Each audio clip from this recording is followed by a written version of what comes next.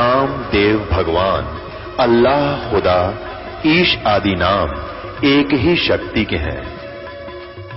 वो कैसा है, कहां है, कैसे मिलता है, किसने देखा है? ये प्रश्नवाचक चिन्ह पूर्ण रूप से हटाने के लिए अवश्य सुनिए जगत गुरु तत्वदर्शी संत रामपाल जी महाराज के अमृत वचन, सर्व पवित्र धर्मों के पवित्र शास्त्रों के आधार पर। तो पुण्यात्मा, अब ये काल ने यहां इसलिए फंसा रखे हो आप, नाना प्रकार के धर्म बना दिए, भिन्न भिन्न प्रकार की पूजाएं हमारे गले में बांध दी, उनको घसीटे फिर रहे हम जैसे पशु के गले में पाया बांध देते हैं, कोई लकड़ ना चालन दे, गट्टियां पर लाग गए चालना थे, तो ना हम भक्ति कर पा रहे हैं। परंपराएं इतनी जकड़वा दी हमारे ऊपर, जकड़ रखे और लाभ कुछ होना नहीं। चलो हमने लाभ हो जा तो इन परंपराओं को भी हम स्वीकार कर लें, इन साधनाओं को भी हम कर लें, क्योंकि हमने तो भगवान चाहिए। वो कर करके थक लिए, आज तक इन ऋषि महर्षियों को भगवान नहीं पाया। कैसा है ये? निराकार बताते हैं, परमात्मा साकार है, निराकार है, सह शरीर है, उसका नाम कबीर है, सब सदग्रंथ प्रमाण करते हैं। और आंखों देखा वो महापुरुष प्रमाणित करते हैं, जिन्होंने भगवान को देखा, सतलोक देखा, वापस आए। इससे सिद्ध है कि आज तक उन महापुरुषों को छोड़कर जिनको परमात्मा स्वयं आकर मिले, सतलोक लेकर वापस छोड़ा, उसके अतिरिक्त विश्व के किसी व्यक्ति को, किसी भी साधु संत फकीर ऋषि महर्षि आचार्य शंकराचार्य को भगवान नहीं मिला। वो लोक वेद दंत कथा बना दी उन्होंने, अपना अनुभव की। और परमात्मा को कोई निराकार बताता है, कोई कहते हैं अवतार धारण करके आता वो साकार है, वैसे निराकार है। ये इनकी कोरी अज्ञान अनुभव है इनका, ये कोई सत्य के आसपास नहीं है। तो गरीबदास साहिब जी को जब सचखंड लेकर गए तो वहां क्या देखा कि परमात्मा अन्य रूप में, तेजों में, शरीर में, सिंहासन के ऊपर बैठे, सिर पे मुकुट है, ऊपर श्वेत छत्र है, बहुत बड़ा गुम्बज है, सुंदर तेज पुंज का बना हुआ। जैसे ये पिल्लर खड़े हैं, ये पिल्लर लोहे के हैं, वो तेज पुंज के एक ही तत्व से बनता है सब कुछ। और बहुत तेजों में पृथ्वी है। सतलोक एक पृथ्वी है, जैसे पृथ्वी लोक है वो भी सतलोक है। और ये बताओ, नूर ही नूर है, प्रकाश ही प्रकाश है, चेतन ही चेतन है, और कुछ है ही नहीं। वहां सब बाग बगीचे हैं, सफेद कलर के हैं, सुंदर लदपद मेवा से रहते हैं, फलों से लदपद रहते हैं, सदा बहार हैं, दूधों के सरोवर, तालाब, दरिया, सागर भरे हुए हैं। वहां जल अमृत सरोवर भरे हुए हैं, वो कभी खराब नहीं होते। उसी का एक सैंपल यहाँ पर है, परमात्मा ने भेज रखा है। गंगा का जल जो है इस पृथ्वी पर गंगा जैसा जल नहीं, लेकिन ये आया कहां से है? जिसकी दिव्य दृष्टि ने काम किया, देखा कि शिव के लोक से गंगा आई।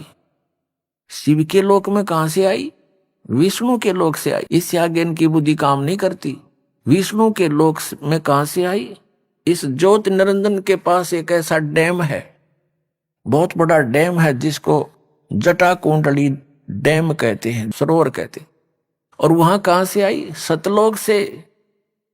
सतलोक से गंगा का जो जल है, सतलोक का एक सैंपल है कि ऐसे पदार्थ हैं वहां कभी खराब नहीं होते। दूध भी ऐसा है, दही के भरे हुए वहां पर सब ऐसे सरोवर हैं, सब व्यवस्था उपलब्ध है वहां पर, तो वो खराब नहीं होते जैसे इस यहाँ के लोक में। और सब पदार्थ नाश हो जाते हैं, वो खराब हो जाते हैं। गंगा जल खराब नहीं होता। ये सतलोक से आया हुआ एक सैंपल है आपके लिए कि ऐसे पदार्थ हैं वहां पर जहां आपको वापस जाना है, जहां से आप आए हो। ये जो दास आपको बता रहा है, ये कोई लोक वेद नहीं, कोई डूम भाट के गीत नहीं, ये गॉड गिवन ज्ञान है। कबीर भगवान ने बताया है, वो स्वयं आकर ज्ञान दिया है। और आंखों देखा महापुरुषों ने देखकर फिर अपना बयान किया है सच्चाई को, वो ही आपके रूबरू दास कर रहा है। इसने कति ऐसा मान लेना बिल्कुल फाइनल समझ लेना। इसमें अगरम मगरम की जगह मत छोड़ रखना। जब आपके हृदय में ये बात 10 की 100 की 100 सत्य हो जाएगी सद, फिर आपकी आत्मा यहां से कति हट जाएगी और यहां से हटे बिना वहां जा नहीं सकते आप। 2 नौकाओं पर पैर रखकर आदमी यात्रा नहीं कर सकता, बीच में पड़ा करे। तो जैसे जब तक आप यहां रहो, आराम से रहो अपने बच्चों में, भाइयों में, बहनों में, माता में, जो भी आपका परिवार है, रिश्तेदारी है, लेकिन भगत बना कर रखो उन सब ने। और वो भगत नहीं होंगे, आपकी आस्था रहेगी तो फिर आपको ये लटका लेंगे। तो बच्चों को भी नाम पर लगाओ, और फिर भी कोई नहीं मानता है, दुर्भाग्य है, तो डगमग ना होना। इस ज्ञान को आधार बनाकर आपको ये सोच लेना चाहिए कि आप तो यहाँ रहने ही नहीं हो, आपके बेटा है चाहे बेटी, कितने अच्छे हैं, पोता है, पोती है, दोते हैं, दोती है, या कोई कार कोठी है, तो आप तो यहाँ रह ही नहीं सकते। ये आपके हैं कैसे? जब तक आप इनके साथ हो बिल्कुल प्यार से रखो। ये उस परम पिता के बालक हैं। जैसे एक नौकर रहता है, उसको ड्यूटी लगा दी जाती है धनी यानी मालिक के द्वारा कि मेरे बच्चों की देखभाल कर, और ये पैसा ले इनकी खर्चे का। तो उस नौकर को मालूम होता है उनकी कितनी केयर टेक रखता हो कि कहीं ये नाराज ना हो जाए, इनको कोई दुख ना हो जाए, शिकायत हो जाए, मालिक तेरी नौकरी से बर्खास्त ना कर दे। उसके अपने बच्चे ना होते हुए भी वो उसके हृदय से सेवा करता है उस समय। लेकिन जब उसको नौकरी से निकाल दिया जाता है, उसमें उनकी ममता नहीं होती। उसको पहले ही पता था कि ये तेरे नहीं, ये मालिक के बच्चे हैं। तो ये आपका या भूल, ये आपकी जो भूल कद मिटेगी वो तो समय आप बताएगा, लेकिन ये मिटानी पड़ेगी आपने। ये बच्चे आपके नहीं हैं, ये शरीर आपका नहीं है। कहते काया तेरी है नहीं, ये माया कहां से हो? और हम यहाँ अपना जीवन नाश करते हैं, चोरी करके, डाके मार के, रिश्वत ले करके।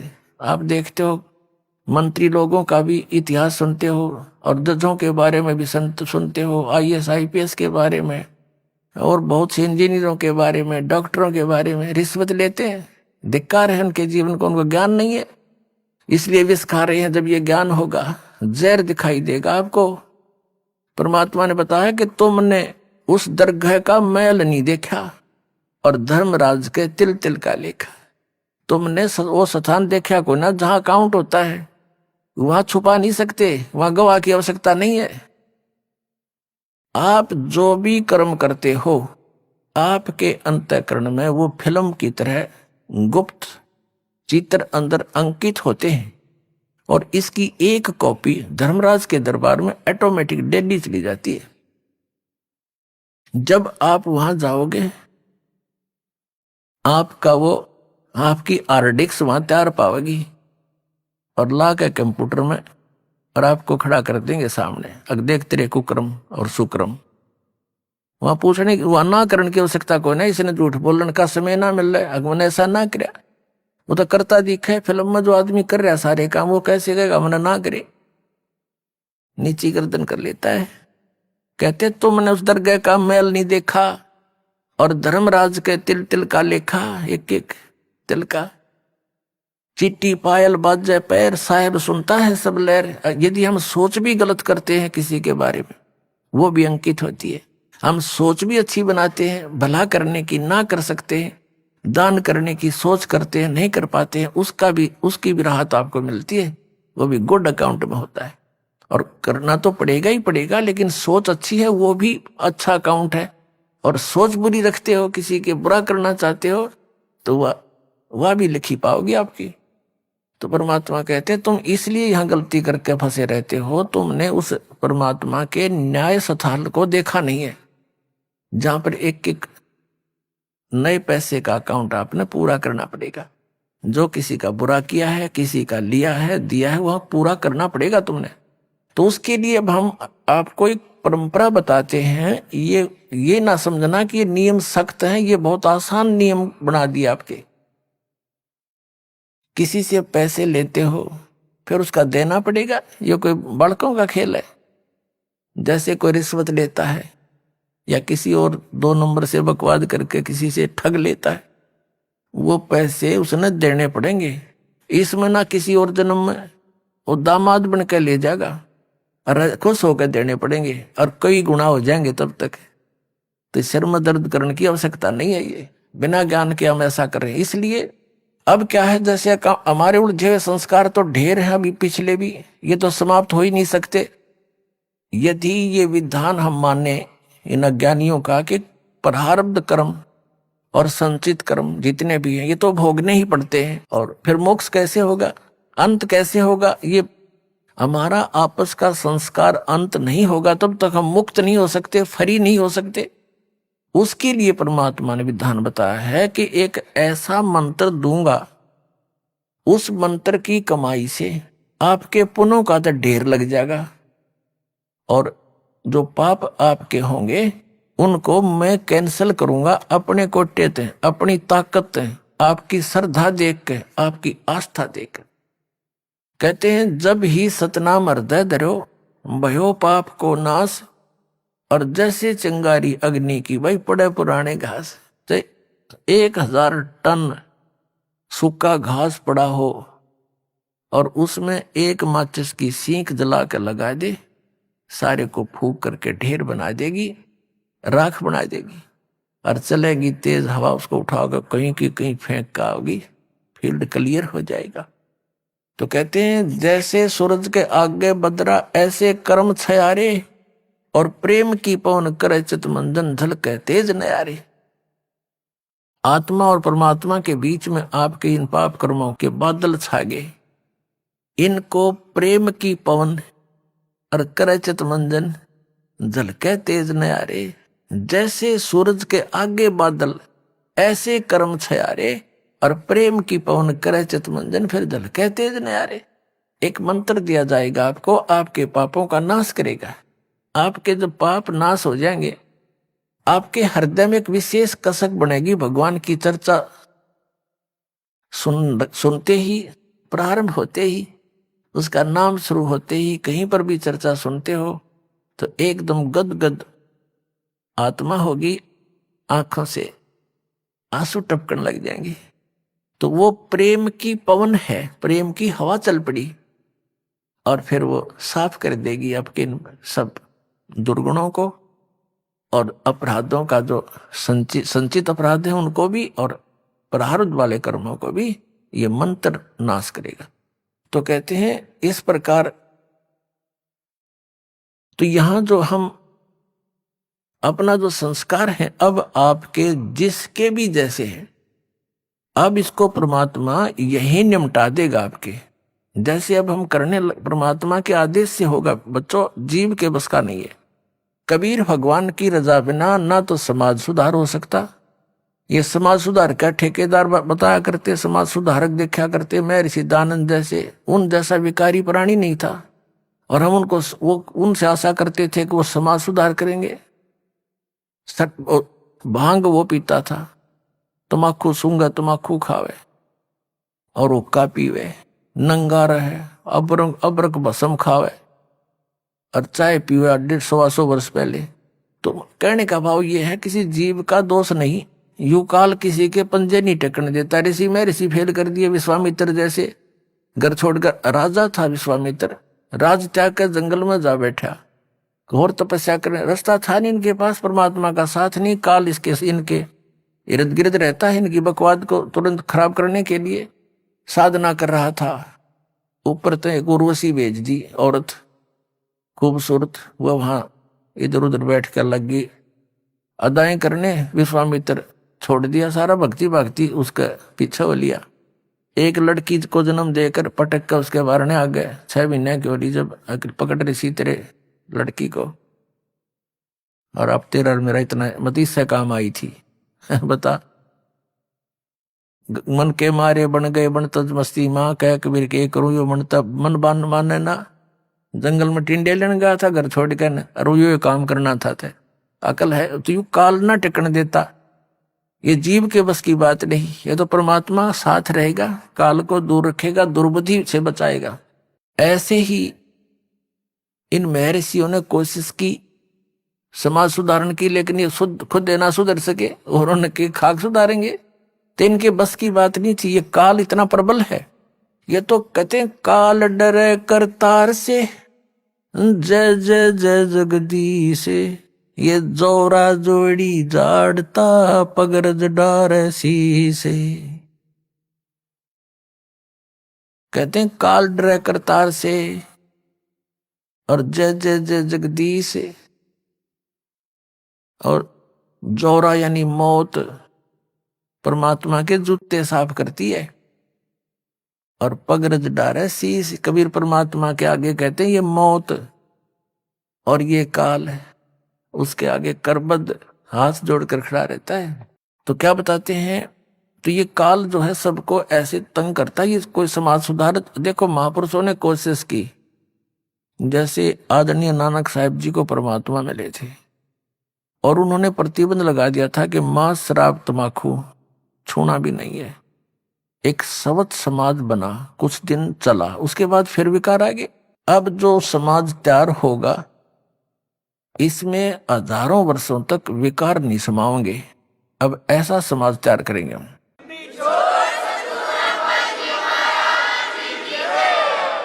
बीड़ी, मांस, तम्बाकू, शराब, सुल्फा, बुकी, ये जो बुराइयां हैं ये समाज से ग्रहण की और काल ने लगवाई, क्योंकि इसने करवाना है ये ऐसा कर्म अपना टेस्ट बनाने के लिए। तो अब धीरे धीरे ये समाज हमारा बहुत ज्यादा विकसित होगा, बहुत फैलेगा। और जब अच्छे समाज की अधिकता होगी, 90% लोग तो देखम देखा अच्छाई में लग जाते हैं और 90% बुराई भी देखा देखी किया करते हैं। जैसे हमने देखा, जो बच्चे हमारे साथ पढ़ा करते थे उस समय वो कोई भी बीड़ी, शराब, मांस, तम्बाकू टच नहीं करते थे। जब उनको नौकरी मिल गई, वहां देखा लंबी सिगरेट लाकर और नो करें, वो भी देखम देखा लागे करन, तो वो बुराई शराब भी शुरू कर दी और वो सिगरेट बीड़ी भी शुरू कर दी। वो बुराई देखा देखी सीखी, उनकी कोई ट्रेनिंग थोड़ी है। तो ऐसे ही हम देखा देखी बुराई पर जो लगे थे अब उसको छोड़ेंगे और इस ज्ञान के आधार से इतना दृढ़ हो जाएंगे, हमने विष दिखाई देगा रिश्वत लेना या दहेज लेना और देना। अब ये दहेज क्या है, अपनी बेटी पर भार लादना है और जो लेने वाला है वो अपने सिर पे वजन रखेगा। तो परमात्मा क्या करेगा कि आपके ये संस्कारों को निमटाएगा। जैसे अब प्रारंभ कर दिया है परमात्मा की दया से, बुद्धिमान पुण्यात्माएं हैं, भगत हैं, वो समझने भी लगे दास के इस उद्देश्य को। तो वो क्या करते हैं, सिंपल वे से अपने बेटा और बेटियों को लाते हैं और सिंपल एक रामायणी परमात्मा की महिमा का गुणगान करते हैं, बच्चों को बैठा करके। उस परम पिता के मुख से बोली वाणी है ये, और इससे बच्चों के संस्कार जुड़ते हैं। तो ना कोई लेना है ना देना है, बच्चों का ब्याह, लड़के का लड़की से विवाह नाता जोड़ना है वचन से, माया से नहीं। पहले माया कहाँ थी, जब ब्रह्मा विष्णु महेश का ब्याह हुआ, जब कौन से राजा ने सिक्के छाप रखे थे और किसने नोट बना रखे थे। तो हमारी अकल काम ना करती, हम वर्तमान की परंपरा में इतने इतने धस जाते हैं कि हमारी बुद्धि काम ना करती। इस माया से ब्याह होगा, ये तो हम दोषी बना रहे हैं, एक दूसरे को कर्जवान बना रहे हैं बच्चों को। तो फिर ये जो संस्कार आपके आपस के थे परमात्मा खत्म कर देगा, यही फिनिश कर देगा, आपके आगे नहीं बढ़ने देगा। आगे बढ़ाओगे तो फिर सारे नियम तोड़ के बढ़ाओगे, फिर आपकी भक्ति भी जाएगी, संस्कार फिर नए सिरे से शुरू हो जाएंगे, यही धक्के खाओगे, भटकते रहोगे। अब ये समय है यहां से निकलने का। तो जो दास आपको बता रहा था, गरीबदास साहिब जी की आत्मा को लेकर सचखंड में गए, वहां जाकर क्या देखा कि अन्य रूप में परमात्मा एक सिंहासन के ऊपर बैठे हैं और सुंदर शरीर है। एक रोमकूप में करोड़ सूर्य करोड़ चंद्रमा मिला दे इतनी रोशनी है परमात्मा की, मनुष्य दृश्य है, निराकार है। अब प्रसंग यहां से चला था कि ये राधा स्वामी पंथ, जय गुरुदेव पंथ, सच्चा सौदा सिरसा वाले का पंथ, या और भी किससे तो बात कर लो, सब ये कहते हैं परमात्मा निराकार है। चाहे कोई राम कृष्ण का पुजारी है और विष्णु जी की मूर्ति रखे, हम भी ऐसे ही करते थे। फिर पूछते थे कि भी भगवान कैसा है, कि परमात्मा तो निराकार है, वो तो दिखाई थोड़ा देता है, उसका तो प्रकाश दिखता है। फिर श्री विष्णु जी की मूर्ति किस लिए रखी जब भगवान निराकार है? तो विष्णु जी क्या है? तो हमारा ज्ञान कोई आधारित नहीं था। हमारा जो ज्ञान है ये विचलित था, निराधार था।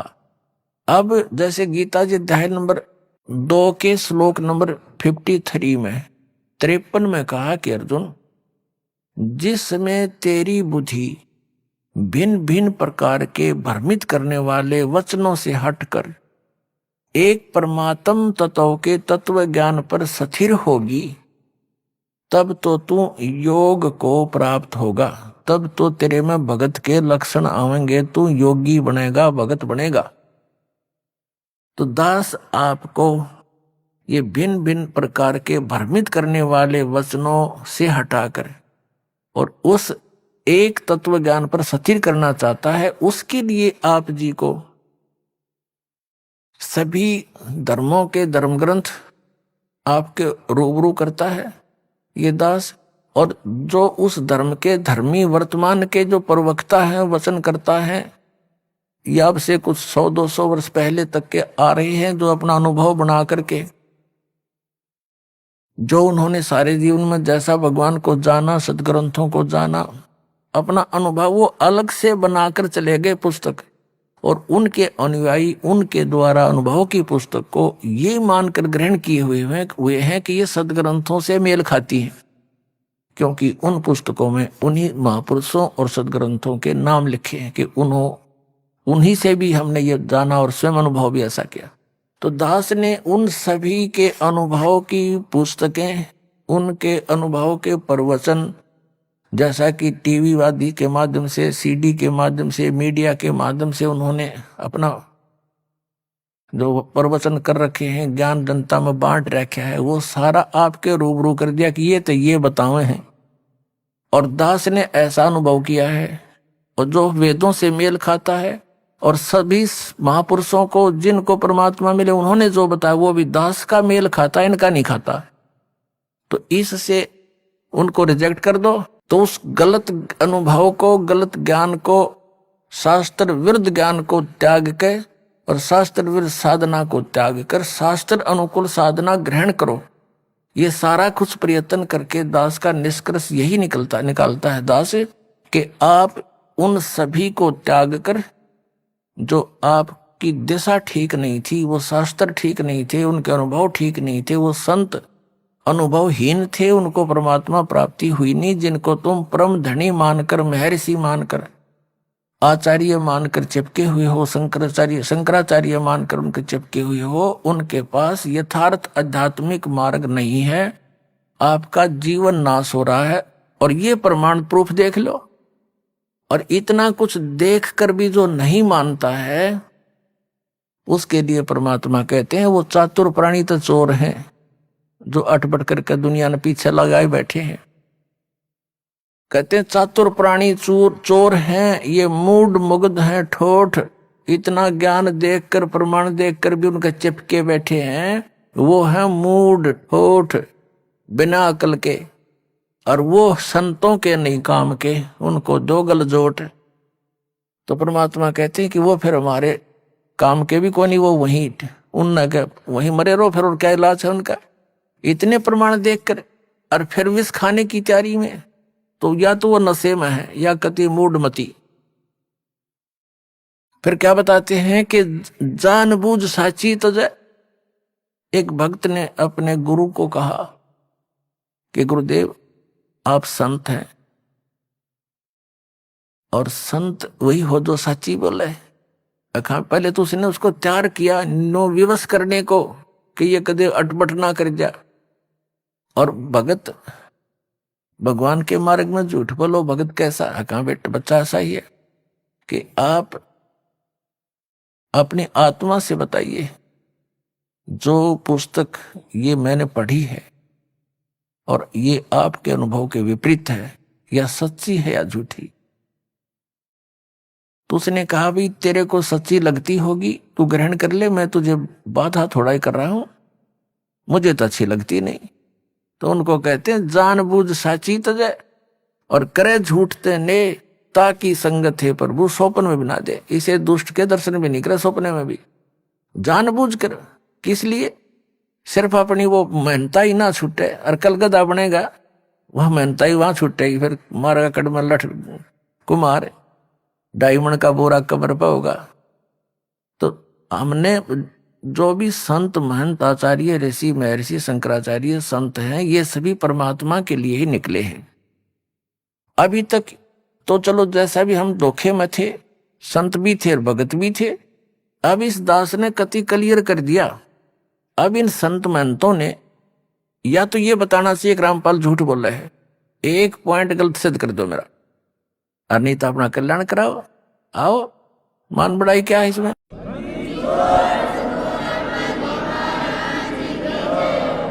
अब जैसे एक डॉक्टर है और डॉक्टर के पास औषधि की खोज होगी, आपका वो रोग है, उसमें मान बढ़ाई की है। डॉक्टर का काम तो दवाई देना, मरीज का काम लेना और खाना। उसमें के कौन बड़ा और कौन छोटा? डॉक्टर डॉक्टर ही है, दवाई उसने देनी है क्योंकि उसको मिल गई है। तो दास के पास इस जन्म मरण के दीर्घ रोग को नाश करने की वो यथार्थ औषधि, यथार्थ मंत्र है, जो आज तक न ब्रह्मा जी को प्राप्त हुए, न विष्णु जी को, न शिव जी को। वो दास के पास उपलब्ध है। तो पुण्यात्माओं, ये जितने भी सतलोक का ठेका ले रहे थे ये पंथ, इनको कुछ भी ज्ञान नहीं था। हमारे वेद बताओ परमात्मा नराकार मनुष्य सदृश राजा के समान देखने योग्य, वहां से गति करके आता से आत्माओं को मिलता है।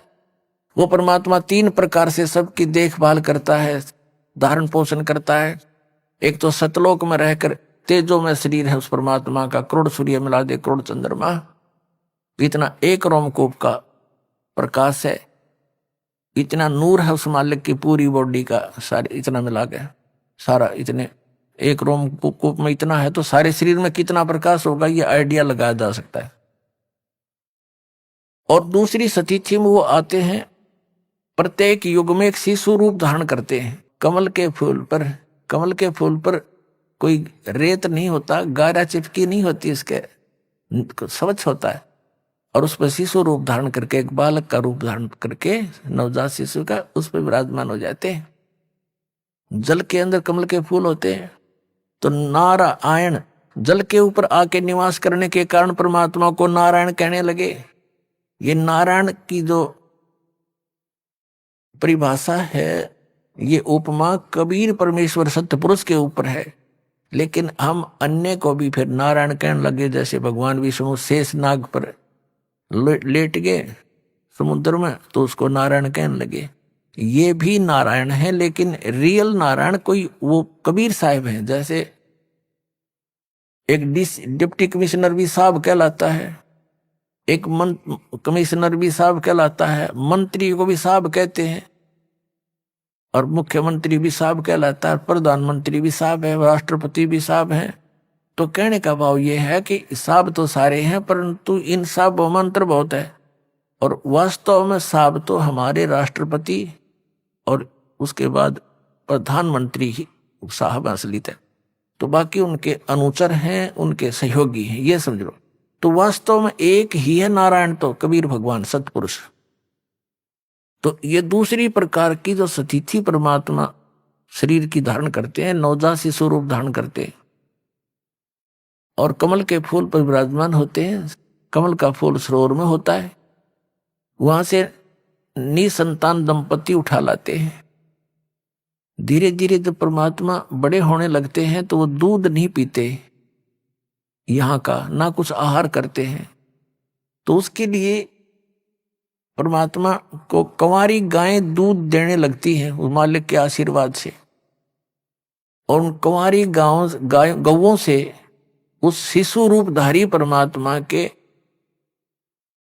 बचपन की परवरिश की लीला उन कुंवारी गायों के दूध से होती है।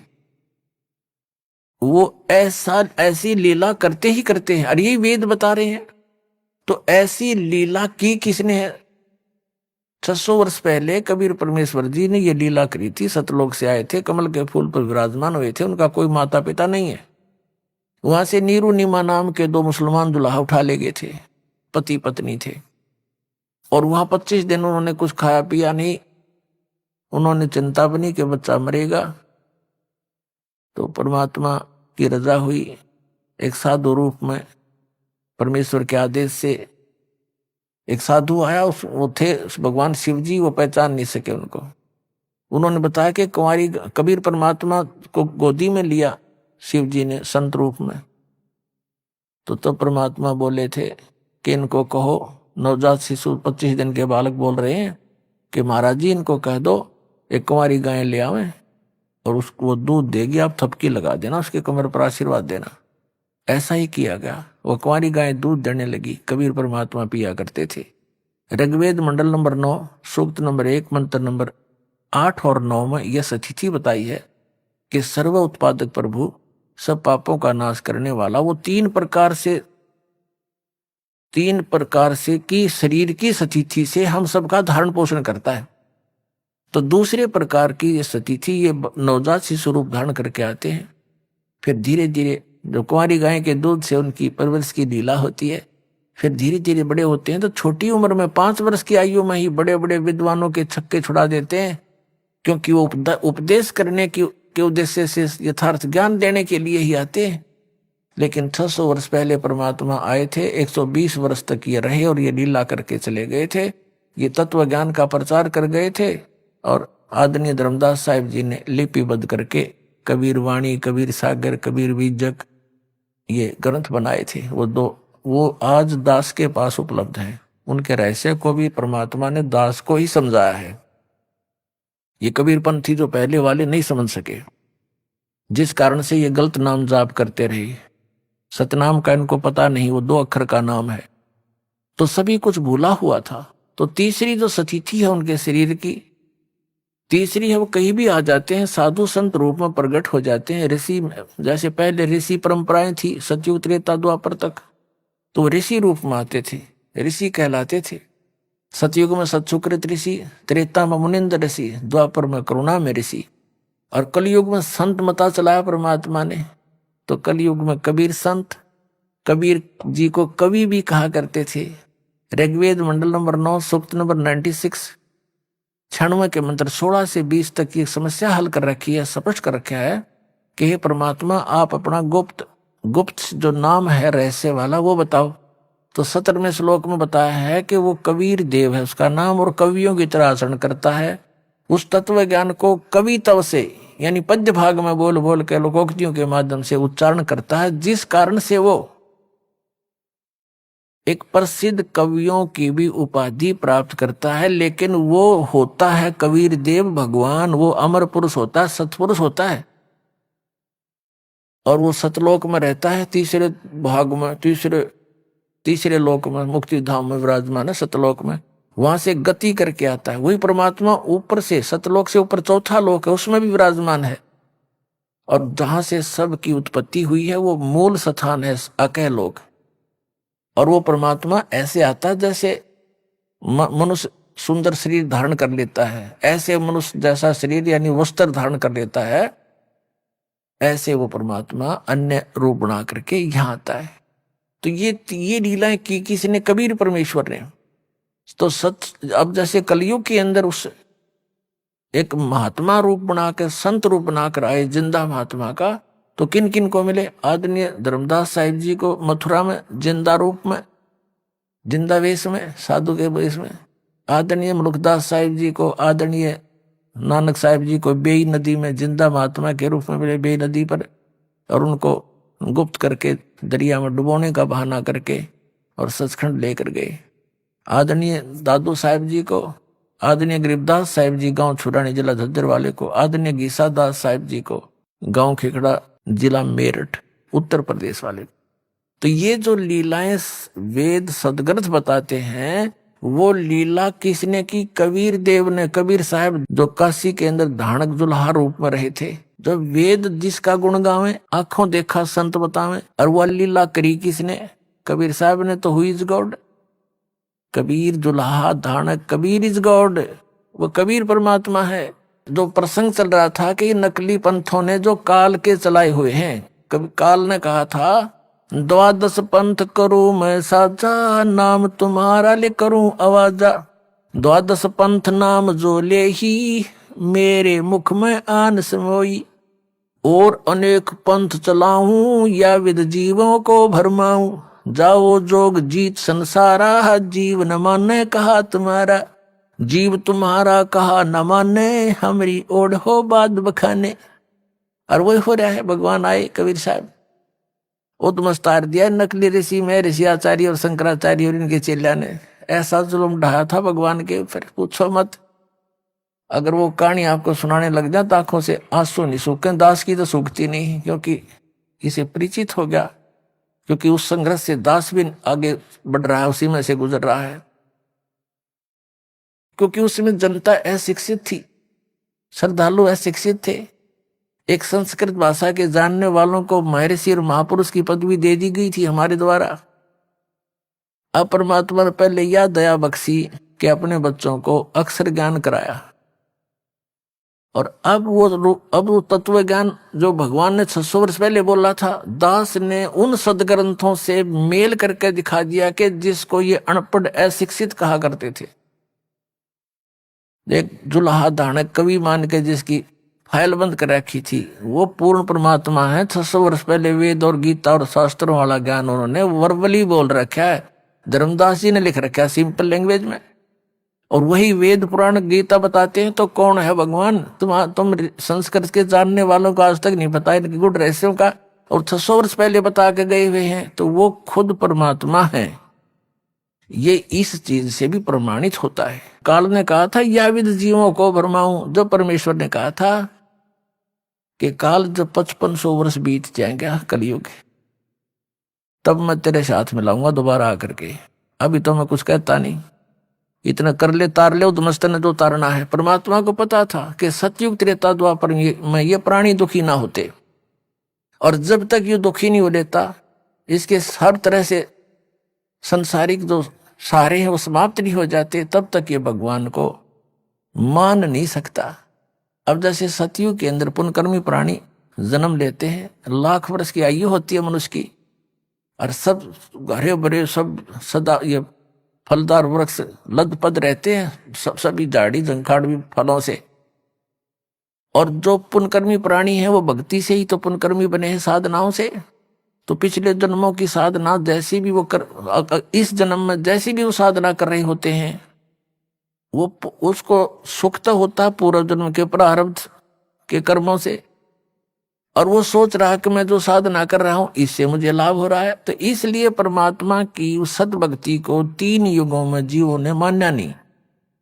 अब कलयुग में हम कति भक्त उस पुण्यहीन हो लिए, जिस कारण से इस काल के द्वारा बताई गई, इनके एजेंटों द्वारा बताई गई साधनाएं, उन संतों द्वारा बताई गई भगवान की भक्ति से हमें कोई लाभ होना नहीं था। क्योंकि वो तो शास्त्र विधि को त्याग के मनमाना आचरण है।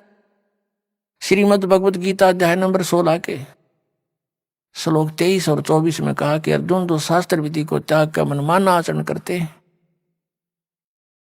उनको ना तो कोई सुख होता, ना उनकी गति होती है, और ना कोई सिद्धि प्राप्त होती है, यूजलेस।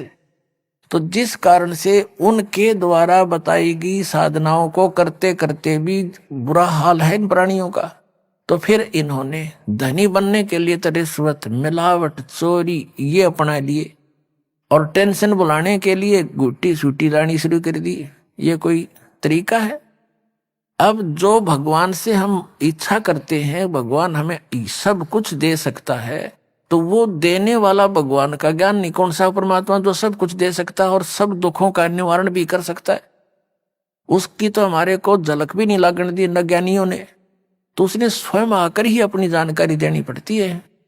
आप पे आरती, आप पे साजय, आप पे किंगर, आप पे बाजय, आप पे ताल झाल जनकारा, आपने से आप देखे नारा, कह कबीर ऐसी आरती गाऊं, आप पा मध्य आप सुनाऊं। तो उस परमेश्वर ने आकर के स्वयं जानकारी दी, आपको शिक्षित किया। पुण्यात्माओं, इस शिक्षा ने आपको दूना डबोया है, आपको इतना कंडम कर दिया। थोड़ी सी भक्ति पा, थोड़ी सी शिक्षा पाके कोई अफसर बन गया, उसमें अभिमान का अंत नहीं। मंत्री बन जाए, एमएलए बन जाए, पूछो ना के बन गया, और मुख्यमंत्री बन गया, या कोई अन्य शिक्षा ग्रहण करके अप टू डेट बन के और पता नहीं क्या बन जाता है। तो ये अभिमान आ गया हमारे अंदर, श्रद्धा खत्म होगी, आतिथ्य गया हमारे से, यानी हम चतुर बन गए, कपटी बन गए, माया माया जोड़न में दिन रात स्कीम बनाए जा। तो इस मालिक को पता था ये विष है इनके लिए, ये शिक्षा। 3 युग में कोई शिक्षा, यानी जो शिक्षा अब हमने प्राप्त की है, इसका दुरुपयोग किया है। डॉक्टर किस लिए बनता है बच्चा? कि घना धन कमाऊं। इंजीनियरिंग किस लिए करता है? कोठी गाड़ूं। बनते ही नौकर दूं। IAS IPS किस लिए बनते हैं? कि पैसे इकट्ठे करूं, बड़ा कोठी बनाऊं। तो हम पहले ही घुटी वो पी कर चलते हैं और फिर वही काम करते हैं, और वो जोड़ जाड़ का एक मिनट में मृत्यु हो जाती है किसी एक्सीडेंट में, कोई रोग से। वो सारा छल लिया ना, जो पुण्य था वो परिवर्तित दूसरे ढंग में बदल दिया, कोठी और इन बैंक बैलेंस में खत्म करवा दिया, और आप खाली करके भेज दिया, लाद का ढेर सारे पापों से काल। तो इस शिक्षा ने हमें कति कंडेम कर दिया। आपसी भाईचारा रहा नहीं, माँ बाप की कदर रही नहीं, भाई बहन का प्यार रहा नहीं, मुकदमेबाजी रोज करें माया के पीछे। तो मालिक नहीं चाहता था इनके ये विष इन तक आने दूं, लेकिन यह मजबूरी थी। इसके बिना परमात्मा ने पता था इस रोग का तो नाश कर देंगे जो बुराई में आएगी इस शिक्षा से। एक बार ये भगवान को पहचान ले, फिर तो परमात्मा के पास ऐसा साबुन है, डिटर्जेंट 1 मिनट में धो देगा सारे ने, मैल भी साफ, ज्ञान भी हट जाएगा, बुराई भी छूट जाएंगी। कौन छुएगा इस विष को? तो इसलिए परमात्मा ने आपको शिक्षित करना पड़ा, अक्षर ज्ञान दिया। वेदों और गीताओं और सभी नकलियों के अनुभव से तुलना करके ही आप उनको छोड़ सकते हो, पहचान सकते हो ओरिजिनल और डुप्लीकेट को। अभी तक हमारे पास ये विकल्प नहीं था कि ये संत कह रहा है यह सच्ची है, कि यू कह रहा है यह सच्ची है, तीसरा कह रहा है वो सत्य है, या चौथा कहता वह सत्य है। जिसके वचन हम सुनते थे हमने सारे अच्छे लगे थे, क्योंकि हमने कुछ पैमाना तो था नहीं, तोल जा। हमारे पास वो बट्टा नहीं था जिस पर धटके तोल लेने, कितना वजन है इसमें। इबदास ने वो दे दिया पैमाना आपको, वो परमात्मा के दिया हुआ ISI मार्ग का, कि इनने नाप देंगे। 2 मिनट में नाप दिए सारे कच्चे रे कच्चे, एक नहीं पाया डंका।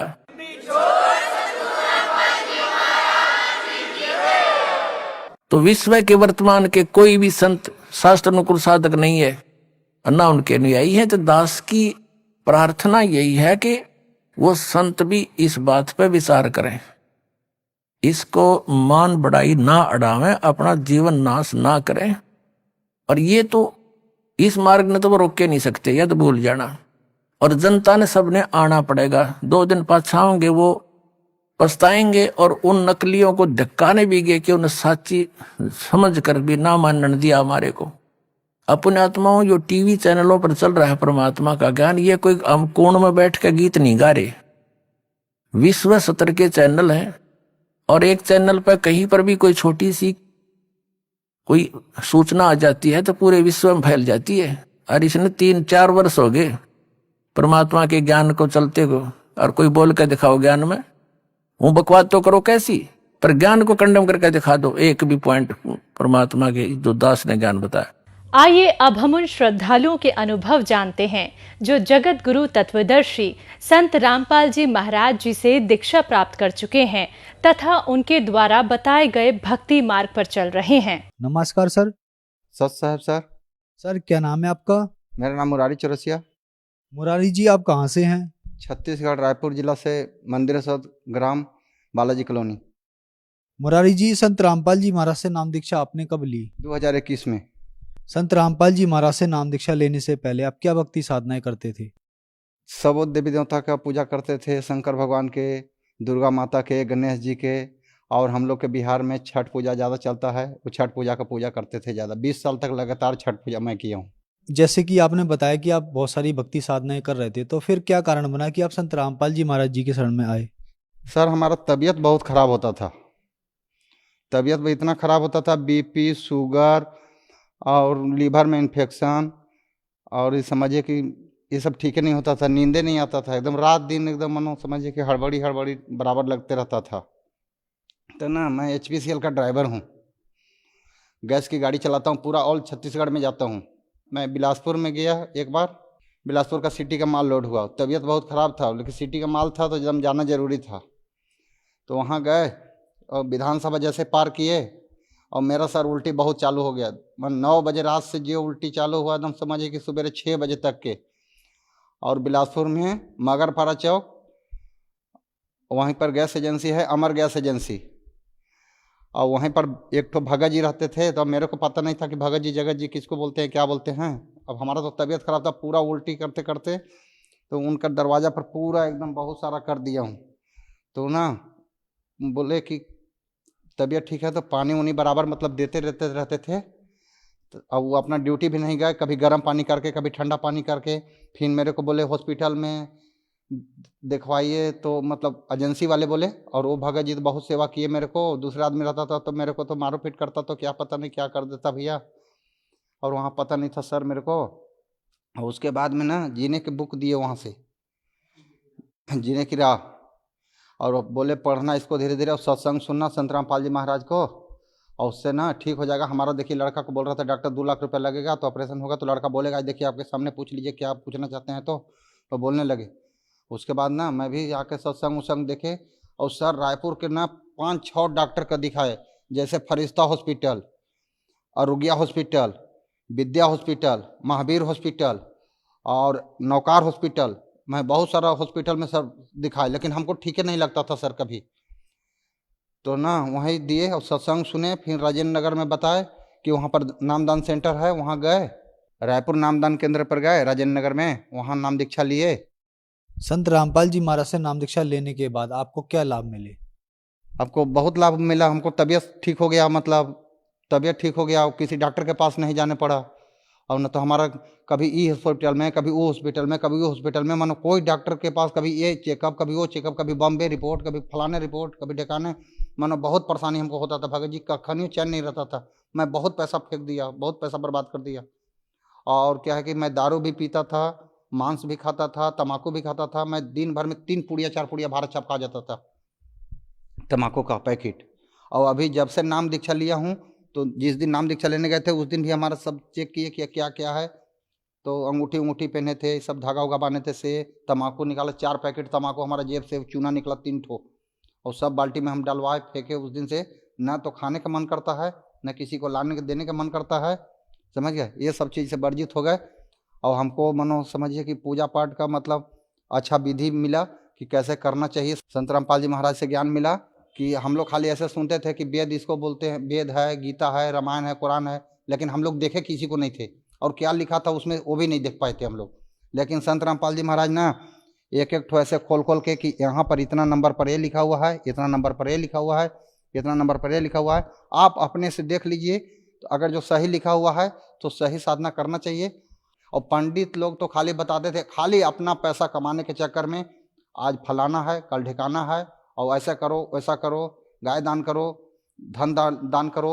अरे भाई, तो दान करने से क्या, हम गाय को दे देते हैं, गाय को तुरंत 2 मिनट के बाद में वो बेच देते थे, तो क्या हमारा माता पिता लोग दूध खा लेते थे? ऐसा श्राद्ध निकालो, ऐसा पूजा करो, ऐसा फलाना करो, सब बेफालतू के बात करते करते मतलब इतना पूजा पाठ हम 20 साल लगातार छठ किए। यहाँ से गाड़ी रिजर्व कर करके जाते जाते कम से कम 5 लाख रुपया तो आज तक दे दिए होंगे, 10 लाख रुपया दे दिए होंगे खाली गाड़ी वाले को रिजर्व करने में। छठ पूजा करने जाते थे बिहार, सूर्य मंदिर देव, औरंगाबाद जिला बिहार में। जैसे कि आपके हाथ में रिपोर्ट है, ये किस चीज़ की रिपोर्ट है? ये हमारा पथरी का रिपोर्ट है। 2 बजे रात के अचानक यहाँ पे दर्द हुआ, मैं किडनी के पास में। तो मैं बोला कि ये तो पथरी का है, मेरे को पथरी एक बार हुआ था।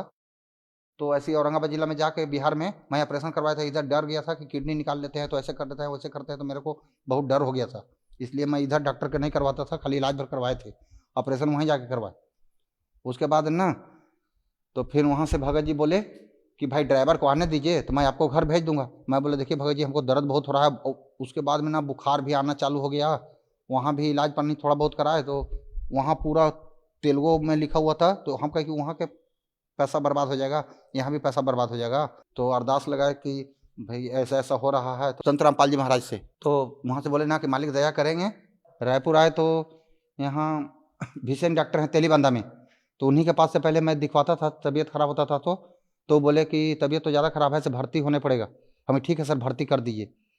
तो बोले कहाँ होगे? हमें जहाँ आप बोलिएगा सर तहाँ हो जाएंगे।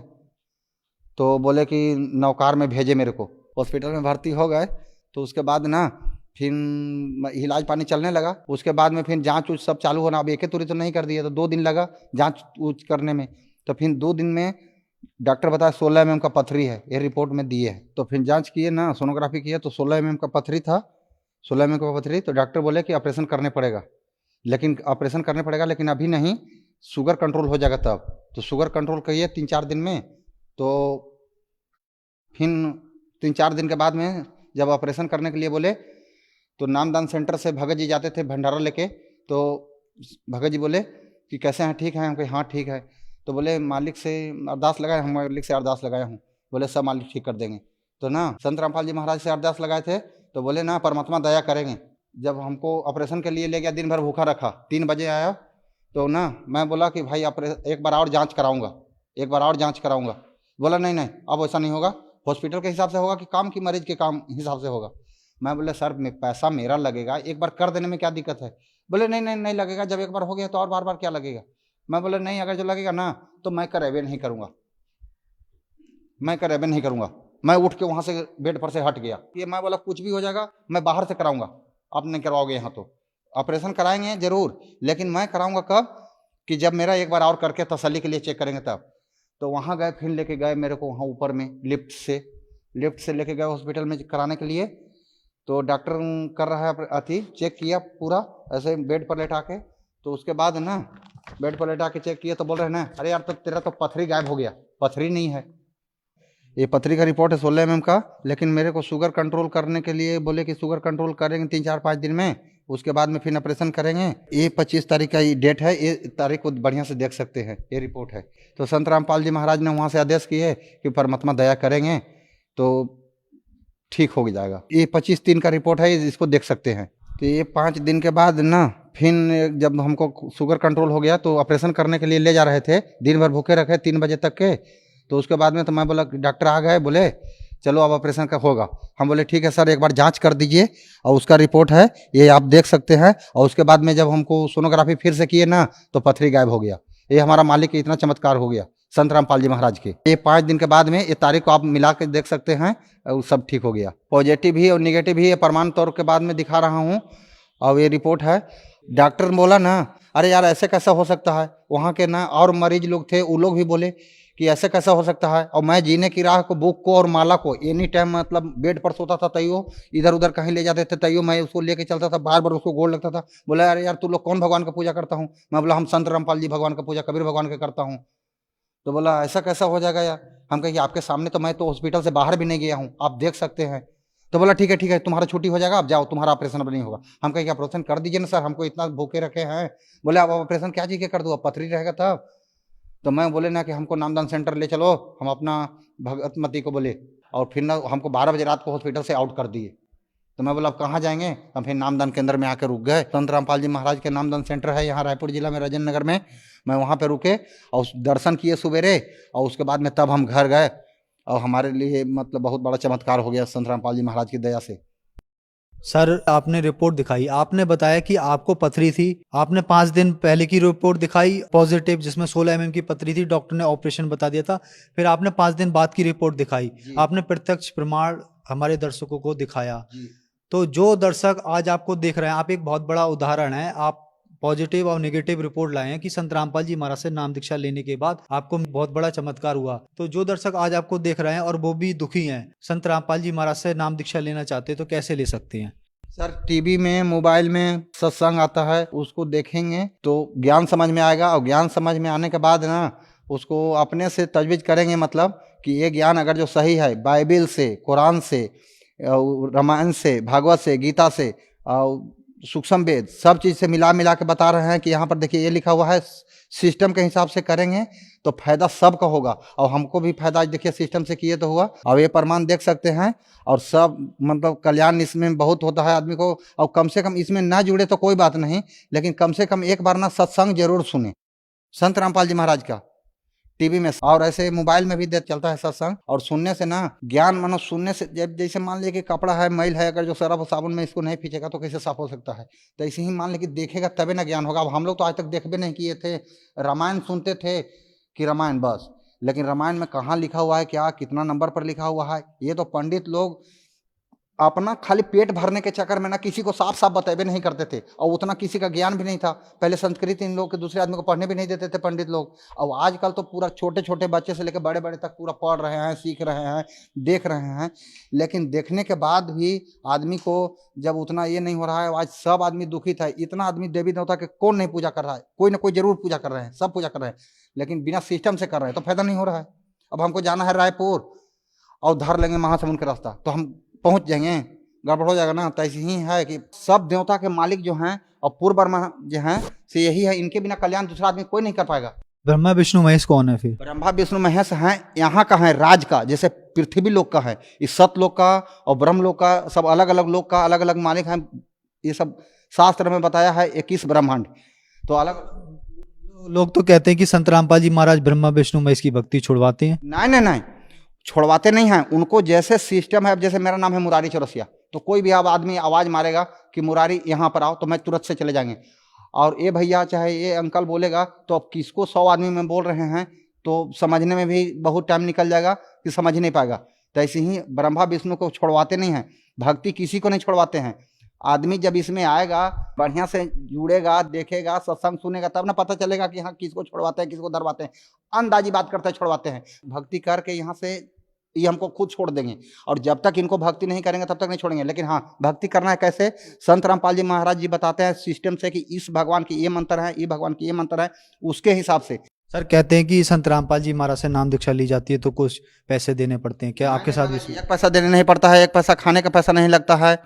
और इतना संस्कार ना कहीं दुनिया में नहीं है, और आज तक कोई नहीं ऐसा संस्कार बताए हैं। कितना से कितना बड़ा आदमी, कितना से कितना छोटा आदमी, सब एक साथ में बैठ के खाते हैं और एक खाना खाते हैं। ये नहीं कि उनके लिए अलग है व्यवस्था, उनके लिए अलग है सोने का, रहने का, खाने का, पीने का, सोने का, जितना जैसे सब व्यवस्था है। गर्म पानी जिसको जरूरत है गर्म पानी, जिसको दूध जरूरत है दूध। संत रामपाल जी महाराज देते हैं, आश्रम में हुआ मिलता है। बरवाला आश्रम में हो गया, चाहे बैतूल आश्रम में हो गया, या किठौदा आश्रम में हो गया। अगर कोई संत रामपाल जी महाराज के आश्रम में नाम दीक्षा लेना चाहे तो कैसे ले सकता है? नाम दीक्षा वही ऐसे टीवी पर सत्संग चलता है, उस टीवी में जो नंबर आता है वो नंबर को डायल करेंगे और ये बताएंगे कि हम जैसे रायपुर से बोल रहा हूँ, तो रायपुर से बोलेंगे कि रायपुर में हम फलाने मोआ सड्डू से बोल रहा हूँ, तो मोआ सड्डू से बोल रहा हूँ। तो उनको जब नंबर लगाएंगे तो यहाँ कोई नज़दीकी नामदान केंद्र होगा, उस नामदान केंद्र से उनका नंबर पर उनका पास में फ़ोन आना चालू हो जाएगा कि आप लेना चाहते हैं तो फलाने जगह जाइए, फलाने जगह। उनको बताने कहने वाले आदमी मिलने लगते हैं। और ना बढ़िया है, इसमें सिस्टम में कोई दिक्कत ना है, और आदमी ले सकते हैं, जुड़े और सबको अपना अपना कल्याण करवाएं। और बिना इनमें जुड़े और बिना आए तो किसी आदमी को गुजारा नहीं है। आ जाए चाहे फिर बाद में आए, लेकिन आने पड़ेगा, बिना आला के गुजारा नहीं है। हम इतना दारू पीते थे, जगदलपुर तरफ जाते थे तो 5-5 दिन तक उधर ही रह जाते थे दारू पी के सुतल। और आज समझिए कि दारू पीने वाले से मैं 10 दिन दूर ही रहता हूँ कि नहीं भैया मत पियो। वो लोग को समझाता हूँ दारू पीना ठीक नहीं है, मांस खाना ठीक नहीं है। जो नशा था वो कैसे छूटा?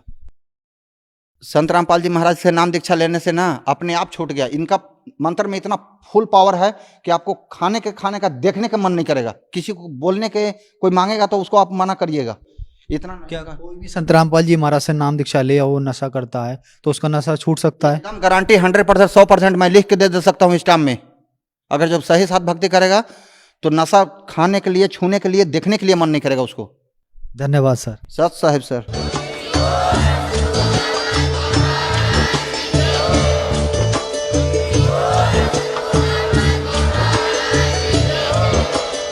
आप सुन रहे थे जगत गुरु तत्वदर्शी संत रामपाल जी महाराज जी के मंगल प्रवचन। अधिक जानकारी के लिए विजिट कीजिए हमारी वेबसाइट www.jagatgururampalji.org। संत रामपाल जी महाराज जी के शुभ आशीर्वाद से पूरे विश्व भर में 500 से भी ज्यादा नाम दीक्षा केंद्र हैं, जिन पर संत रामपाल जी महाराज जी द्वारा ऑनलाइन निशुल्क नाम दीक्षा दी जा रही है। अपने नजदीकी नाम दीक्षा केंद्र का पता करने के लिए संपर्क करें 8222880541।